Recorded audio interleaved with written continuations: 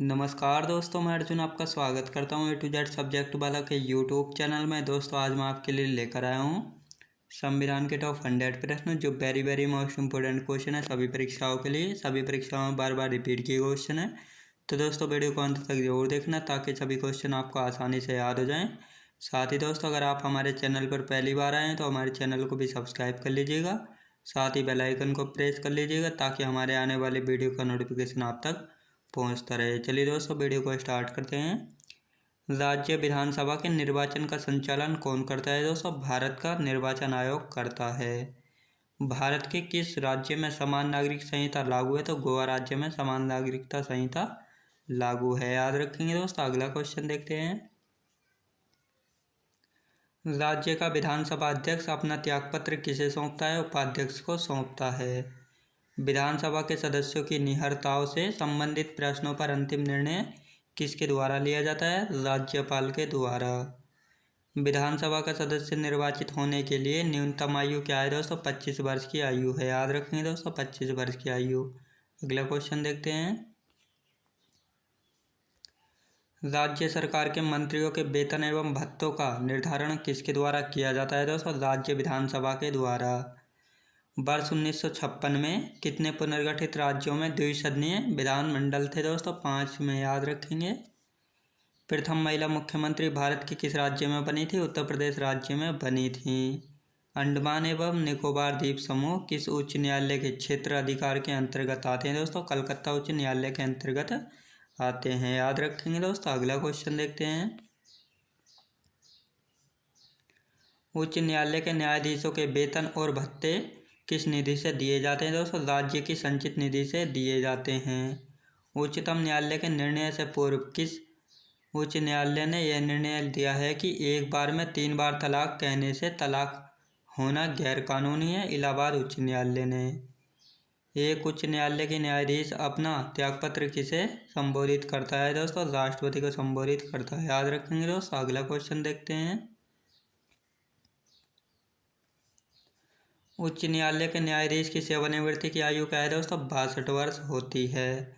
जब सर्वोच्च न्यायालय किसी व्यक्ति अथवा संस्था को उसके दायित्व के निर्वहन हेतु रिट जारी करता है तो उस लेख को क्या कहते हैं? दोस्तों परमादेश कहते हैं।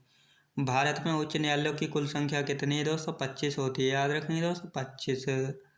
राज्य के उच्च न्यायालय का मुख्य क्षेत्राधिकार के अंतर्गत कौन सा अधिकार नहीं आता है? दोस्तों परामर्श संबंधी क्षेत्राधिकार, याद रखेंगे दोस्तों। अगला क्वेश्चन देखते हैं। अधीनस्थ न्यायालयों की कार्य पद्धति का परीक्षण कौन सी याचिका करती है? दोस्तों उत्प्रेषण करती है। भारत के संविधान के अनुसार जिला न्यायाधीश के अंतर्गत कौन सम्मिलित नहीं होता है? दोस्तों अधिकरण न्यायाधीश जो है सम्मिलित नहीं होता है। निवारक निरोध के अंतर्गत एक व्यक्ति को बिना मुकदमा चलाए कितने समय तक बंदी बनाकर रखा जा सकता है? 3 माह तक रखा जा सकता है, याद रखेंगे दोस्तों। अगला क्वेश्चन देखते हैं। इलाहाबाद उच्च न्यायालय का गठन कब हुआ था? दोस्तों वर्ष 1866 में हुआ था, याद रखेंगे दोस्तों। अगला क्वेश्चन देखते हैं। सामान्यतः उच्चतम न्यायालय सभी मामलों की सुनवाई नई दिल्ली में करता है, परंतु किसके अनुमोदन से? वह किसी अन्य स्थान पर भी सुनवाई कर सकता है, राष्ट्रपति के अनुमोदन से। भारतीय संविधान का कौन सा अनुच्छेद संवैधानिक विवाद में सर्वोच्च न्यायालय के अपीलीय क्षेत्राधिकार से संबंधित है? अनुच्छेद 134 के 1 में। उच्चतम न्यायालय में संविधान के निर्वाचन से संबंधित मामलों की सुनवाई करने के लिए न्यायाधीशों की संख्या कम से कम कितनी होनी चाहिए? 5 होनी चाहिए, याद रखेंगे दोस्तों। अगला क्वेश्चन देखते हैं। केंद्र और राज्यों के मध्य होने वाले विवादों का निर्णय करने की भारत के उच्चतम न्यायालय की शक्ति आती है? दोस्तों इसकी मूल अधिकारिता के अंतर्गत। उच्चतम न्यायालय ने संविधान के मूल ढांचे का सिद्धांत किस वाद में प्रतिपादित किया था? दोस्तों केशवानंद भारती बनाम केरल राज्य 1973 में। संविधान का कौन सा अनुच्छेद उच्चतम न्यायालय को उसके द्वारा दिए गए निर्णय अथवा आदेश के पुनर्विलोकन हेतु अधिकृत करता है? दोस्तों अनुच्छेद 137 के अंतर्गत, याद रखेंगे दोस्तों। अगला क्वेश्चन देखते हैं। भारत में संविधान की मूल संरचना के सिद्धांत का स्रोत है? दोस्तों न्यायिक समीक्षा। संविधान की व्याख्या करने का अंतिम अधिकार किसे है दोस्तों? सर्वोच्च न्यायालय को होता है। उच्च न्यायालय और उच्चतम न्यायालय की अधिकारिता के अंतर्गत कौन से मामले आते हैं दोस्तों? मूल अधिकारों का परिवर्तन याद रखेंगे। भारतीय संविधान का संरक्षक कौन होता है? सर्वोच्च न्यायालय होता है भारतीय संविधान का संरक्षक, याद रखेंगे दोस्तों। अगला क्वेश्चन देखते हैं। भारत के प्रथम दलित मुख्य न्यायाधीश कौन थे दोस्तों? न्यायमूर्ति के.जी. बालकृष्णन थे। संविधान की व्याख्या से संबंधित सभी विवाद सर्वोच्च न्यायालय के समक्ष किस अधिकारिता के अंतर्गत आते हैं? प्रारंभिक क्षेत्र अधिकार के अंतर्गत आते हैं। कानूनी मामलों पर उच्चतम न्यायालय से किसे परामर्श लेने का अधिकार है दोस्तों? राष्ट्रपति को होता है, याद रखेंगे दोस्तों, राष्ट्रपति को। अगला क्वेश्चन देखते हैं। भारतीय संविधान के किस अनुच्छेद के अंतर्गत सर्वोच्च न्यायालय भारतीय नागरिकों के मौलिक अधिकारों की सुरक्षा करता है? अनुच्छेद 32 में।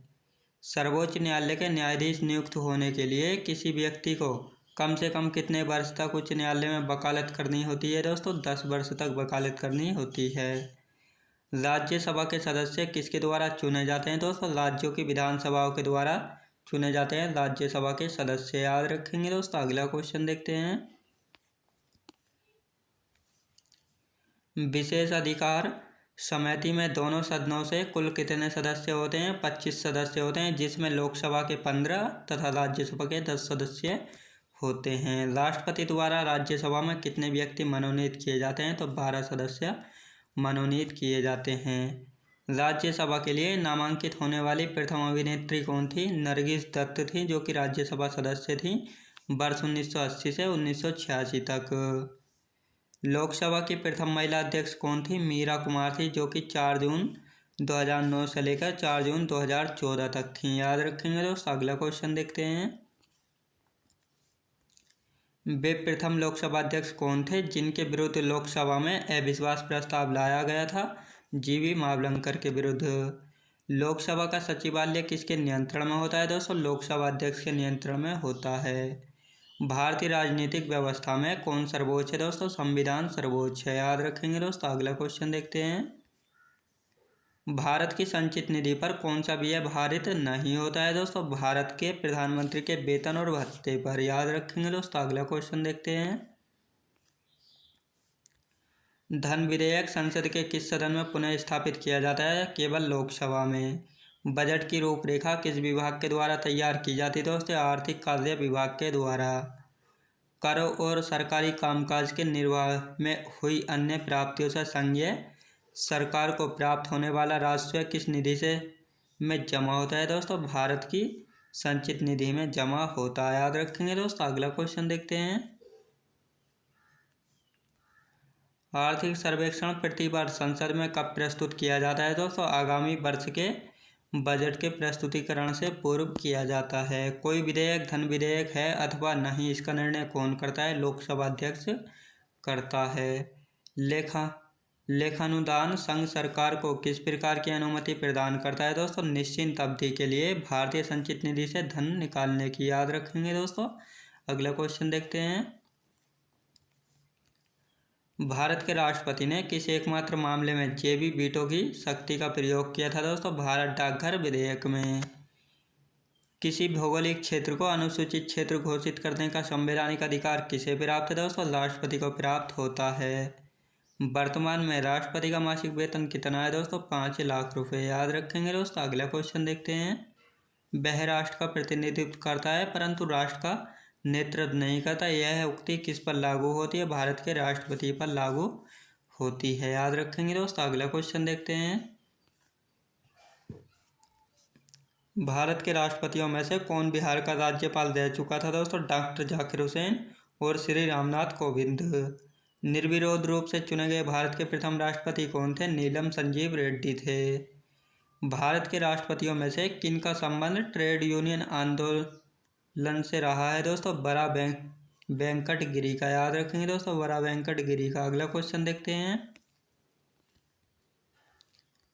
राष्ट्रपति का कार्यकाल कितना होता है? पद ग्रहण के दिन से 5 वर्ष तक, याद रखेंगे दोस्तों। भारत के किस राष्ट्रपति को मिसाइल मैन की संज्ञा दी जाती है? डॉक्टर APJ अब्दुल कलाम को।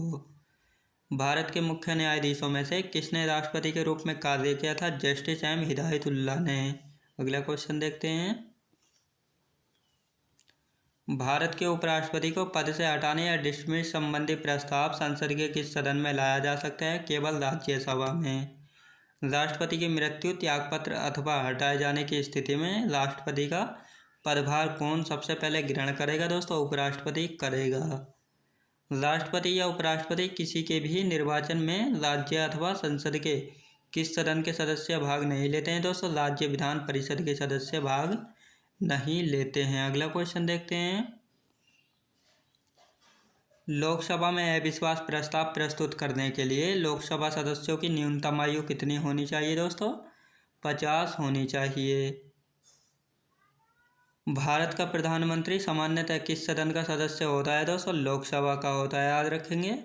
राज्य पुनर्गठन आयोग ने 1 नवंबर 1900 तक केंद्र शासित प्रदेश बताए थे, 14 राज्य एवं 6 संघ राज्य बताए थे, याद रखेंगे दोस्तों। अगला क्वेश्चन देखते हैं। सिक्किम भारत का एक राज्य किस वर्ष बनाया गया था? दोस्तों, 36वें संविधान संशोधन के अंतर्गत वर्ष 1975 में बनाया गया था। भारत में केंद्र शासित प्रदेशों का प्रशासन किसके द्वारा किया जाता है? राष्ट्रपति के द्वारा। नागरिक संशोधन अधिनियम 2019 सीएए में किन देशों के हिंदू, बौद्ध, सिख, जैन, पारसी तथा ईसाई नागरिकों को भारत की नागरिकता प्रदान करने का प्रावधान है? दोस्तों, पाकिस्तान, बांग्लादेश तथा अफगानिस्तान के नागरिकों को, याद रखेंगे दोस्तों। अगला क्वेश्चन देखते हैं। भारतीय नागरिक की नागरिकता किस आधार पर समाप्त हो सकती है? परित्याग, पर्यवसान तथा वंचना के आधार पर। भारतीय मूल के व्यक्ति का कार्ड धारक भारत में नहीं खरीद सकता है, कृषि भूमि नहीं खरीद सकता है। संविधान द्वारा मौलिक अधिकारों को लागू करने की शक्ति किसे प्रदान की गई? दोस्तों, सर्वोच्च न्यायालय एवं उच्च न्यायालयों को, याद रखेंगे दोस्तों। अगला क्वेश्चन देखते हैं। भारतीय संविधान के अनुच्छेद 13 का मुख्य उद्देश्य किसके संदर्भ में संविधान की सर्वोच्चता सुनिश्चित करना है? दोस्तों, मौलिक अधिकारों के। भारतीय संविधान में समानता के अधिकार का विस्तार किन अनुच्छेदों में है? दोस्तों, अनुच्छेद 14 से 18 तक। भारतीय संविधान की प्रस्तावना में प्रयुक्त समाजवाद शब्द को किस अनुच्छेदों के साथ समग्रता में रखकर सर्वोच्च न्यायालय द्वारा समान कार्य के लिए समान वेतन का मौलिक अधिकार प्रदान किया गया है? दोस्तों, अनुच्छेद 14 से 16 तक, याद रखेंगे दोस्तों। अगला क्वेश्चन देखते हैं। संविधान का कौन सा अनुच्छेद दोष सिद्धि के संबंध में अभियुक्तों को दोहरे दंड एवं स्व अभिशासन से संरक्षण प्रदान करता है? अनुच्छेद 20 में। भारतीय संविधान का कौन सा अनुच्छेद व्यक्ति की विदेश यात्रा के अधिकार को संरक्षण प्रदान करता है? अनुच्छेद 21 में। मौलिक अधिकारों के अंतर्गत कौन सा अनुच्छेद बच्चों के शोषण के विरुद्ध प्रावधान से संबंधित है? अनुच्छेद 24, याद रखेंगे दोस्तों। अगला क्वेश्चन देखते हैं।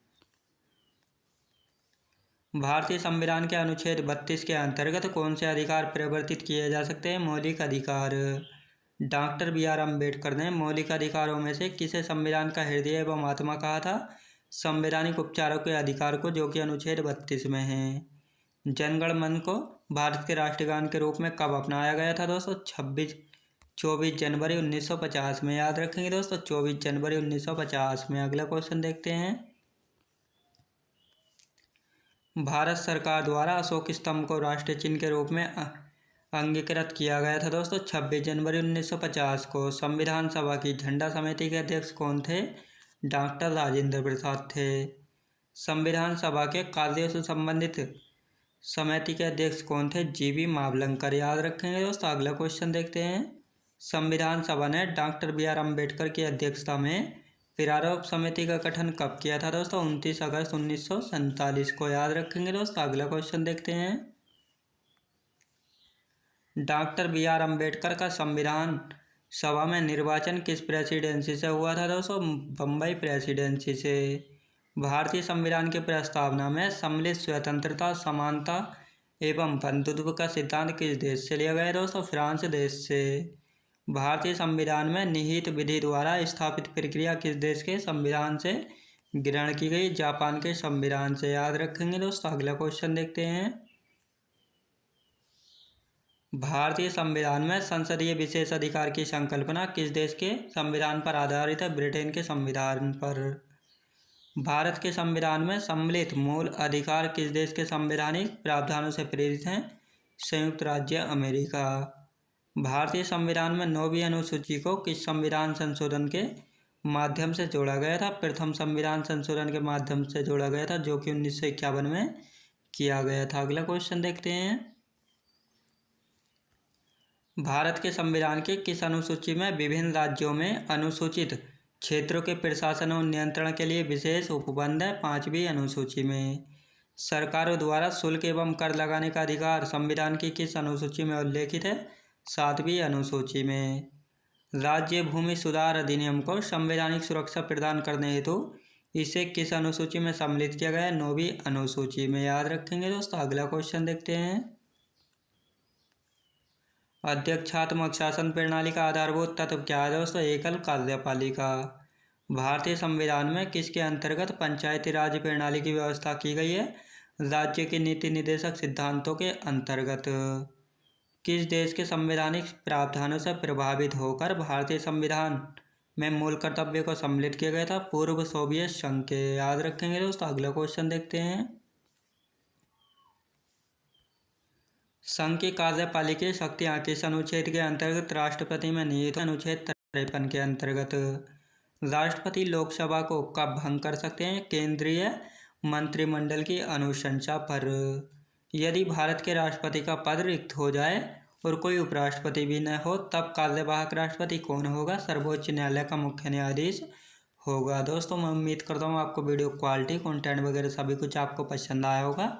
पसंद आया तो लाइक शेयर और सब्सक्राइब करना बिल्कुल भी ना भूलें। साथ ही दोस्तों अगर आप हमारे चैनल पर पहली बार आए हैं तो हमारे चैनल को भी सब्सक्राइब कर लीजिएगा। साथ ही बेल आइकन को प्रेस कर लीजिएगा ताकि हमारे आने वाले वीडियो का नोटिफिकेशन आप तक पहुंचता रहे। चलिए दोस्तों वीडियो को मिलते हैं नेक्स्ट वीडियोज़ में।